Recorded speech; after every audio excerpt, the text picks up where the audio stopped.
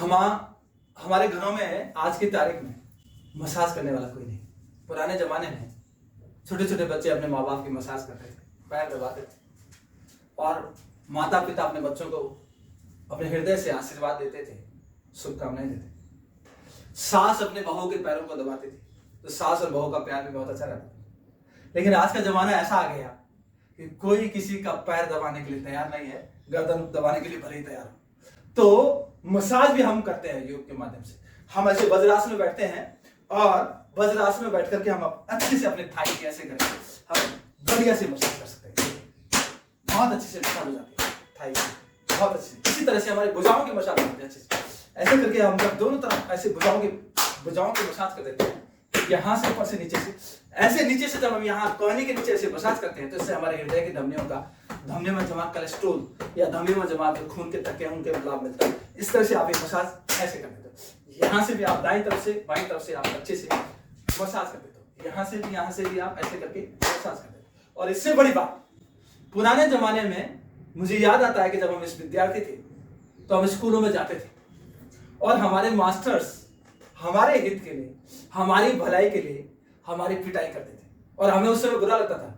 लेकिन हमारे माँ बाप ने कभी तब डांटा नहीं, कभी नहीं डांटा। हाँ, मास्टर मारता था, उसके दो कारण थे। एक तो हमें दंड स्वरूप हमें अनुशासित करना, और दूसरा आज समझ में आता है कि मास्टर मसाज करता था। जब मास्टर स्टिक हमारे हाथ में यहां मारता था, हमें दर्द होता था, लेकिन उससे कहीं ना कहीं हमारे फेफड़े के पॉइंट दबते थे, कहीं ना कहीं हमारी आंतें दबती थी, कहीं ना कहीं हमारा एक्यूप्रेशर होता था।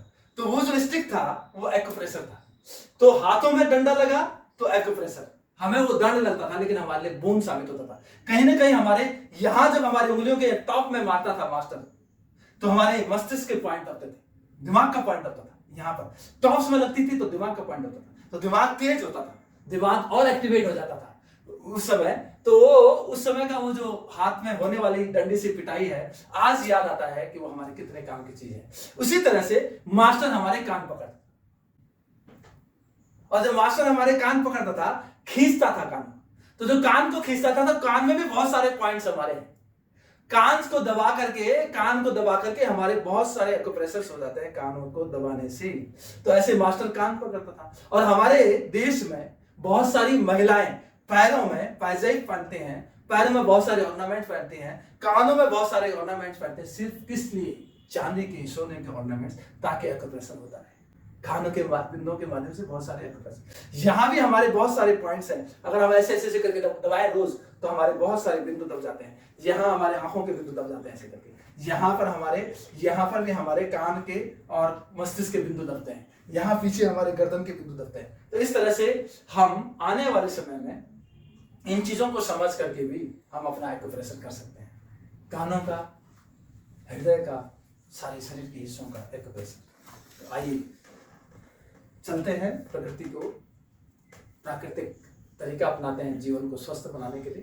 प्राकृतिक तरीका अपनाते हैं अपने आप को खुश और मस्त रखने के लिए, स्वस्थ रखने के लिए। मेरा ये कहना है, जो स्वस्थ है, स्वस्थ कौन होता है? जो व्यस्त होता है। व्यस्त कौन होता है? जो स्वस्थ होता है। जो व्यस्त है वो स्वस्थ है, और जो स्वस्थ है वो मस्त।